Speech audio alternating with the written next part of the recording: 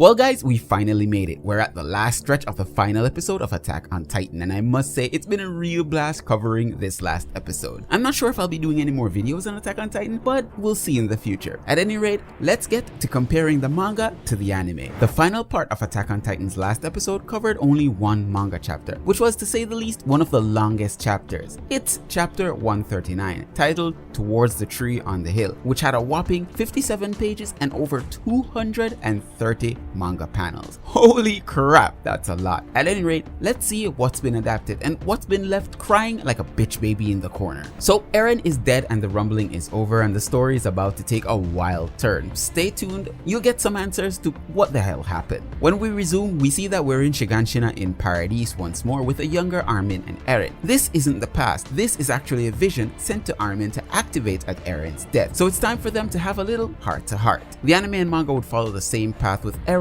confessing that he started the rumbling for the sole purpose of the guys stopping him, so that in turn this would allow them to be praised as heroes. Only that wouldn't work now, would it? As he walks off into the distance, we skip these two panels. When we get back to it, Eren starts his speech over again over a flowing mountain of lava, and then into the snow they go. Through this entire thing, they grow up along the way. There are a few notable panel changes here, but as far as I can see, the anime and manga would follow the same path, except we skip this particular panel. Here is where Eren would reveal a few truths: that Mikasa was the real chosen one, and that he can't really know the future, the past, or the present because of his own powers making him see everything all at once, and also that he was the one who caused his mother's death, making sure that the younger him would follow the same path. When we switch over to the ocean scene, we skip this panel. Armin sucks it to him right across the face, and I must say the detail here was pretty amazing. I bet Armin was waiting a really long time to suck it to him. But this is where Eren breaks down into a real simp. Many people really didn't like the fact that Eren broke down here. Many just wanted him to be that formidable last boss right up to the end. For me, I really didn't see anything wrong with it. To me, it adds to his character of not being a one note and someone that had to be strong in order to do what he must. Anyways, Eren reveals the true number of people he genocided, and that would have been more than 80% of the world. I guess there aren't really any heroes here since more than half the world is gone. But their speech here after Armin tells Eren to stop the rumbling didn't happen in the manga. Instead, we got a flashback and then they started hugging. Also in the manga, you can see where Eren actually said that he was erasing Armin's memory, but this didn't happen until the end of the scene when they were hugging in the anime. I kinda like that the anime expanded on this scene a little bit and changed most of what was in the manga. It really seemed that Eren just wanted to murder without really thinking about it, while in the anime it truly seemed that he wanted to help, and gaining this much power really sent him into a spiral of madness, anger about the death of his friends, and true insanity. So I'll count these 9 panels as missing. But the bro love isn't over. Armin forgives Eren and then they would start kissing. I mean, they would hug. This is where the anime Eren would say that he's erasing all of Armin's memory. We skip this one last panel before coming back to Armin remembering everything. The anime really did a stellar job here of really hammering in the love between Armin and Eren, and I couldn't even say what they could do better here to make the scene even better. It's perfect as is. Although,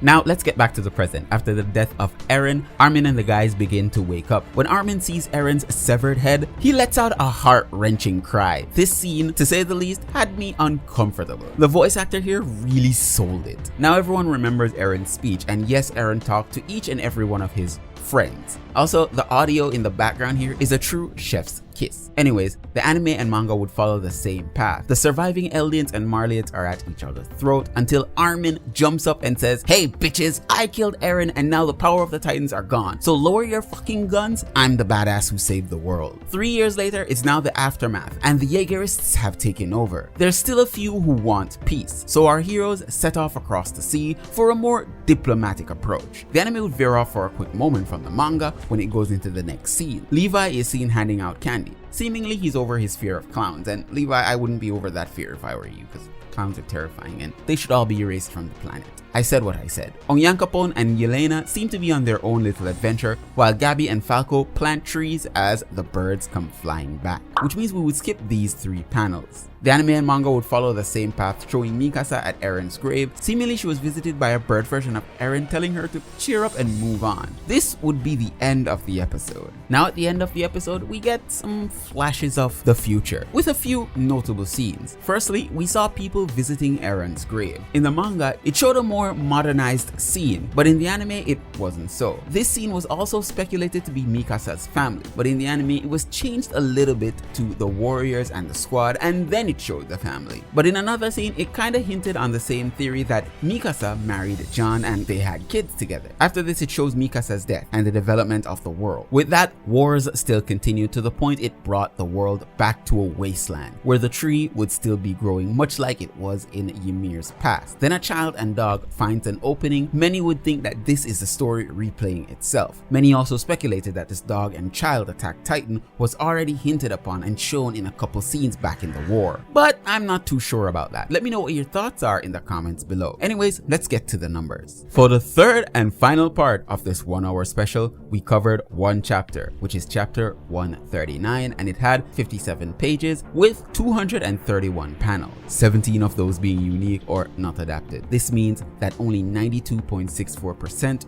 were adapted. So my thoughts on the last episode of Attack on Titan is that I really like it and I can't complain. I know many of those out there would be like, hey, you should have a more controversial approach to it, but to be honest, I liked it to the very end and I didn't really see anything that I could call out. I still remember to this very day when the final chapter of the manga came out and the internet caught fire. Everyone was up in a blaze, ready to take out their pitchforks and skew Isayama right to hell. But the anime really gave us a nail in the coffin, if you could say, and it did it far better than the manga could ever. I've heard rumors of a sequel and maybe a prequel to the Attack on Titan story, but if it never comes out, I'm still fine with how it ended. It's all the same for me. I'd give this final episode a 9 out of 10. Getting back into the groove of constantly editing is interesting, to say the least, but I really do enjoy it. Next year should be a pretty wonderful year for content creation. I'm hoping to drive the channel into new territory of doing bigger and better, more ambitious videos. But for the 20 of you who watch this, please leave a like, comment, and if you haven't subscribed as yet, please do. Thanks again for joining me, V Nation. I've been your host, Kyle. Peace out and stay safe out there.